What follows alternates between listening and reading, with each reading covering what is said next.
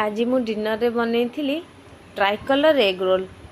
परिवा सब प्रथमे छोट छोट करी काटी नेली। रिफाइन तेल टिके गरम करी हाई फ्लेम रे परिवा गोटे रु 2 मिनिट भाजी नेली।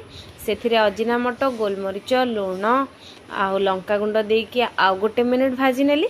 परिवा टिके नरम हो गले सेथिरे टिके विनेगार दे मोर स्टफिंग रेडी हो गला। विनेगार दे आउ भाजीबानी नहले स्टफिंग पिता लागिवो।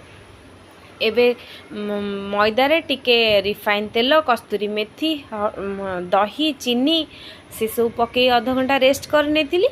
एबे रुटी बेली से रिफाइन तेल देकी मोर भाजी की अंडा रोल रो बेस बनिकी रहीगला। तापरे टमाटो सॉस चिली सॉस आउ टिके पेरी पेरी मसाला मिसेई मोर देसी एग रोल रो सॉस बनै नेली। अंडारे टिके लुण पके फेंटी तावारे फास्ट भाजी नेली। गोटे साइड अंडारे रुटी पकेकी मोर एग रोल रो बेस बहुत बढ़िया से बनीगला।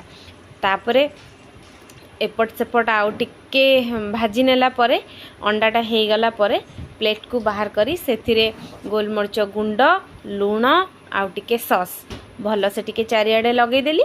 तापरे कंचा पियाज आउ कैप्सिकम टिके पके देली। तापरे जो वेजिटेबल स्टफिंग बनै थिली कोबी गाजर बीन कैप्सिकम तार जो बढ़िया से स्टफिंग बना होता से स्टफिंग टा टिके देकी मोर रोल बनै देली।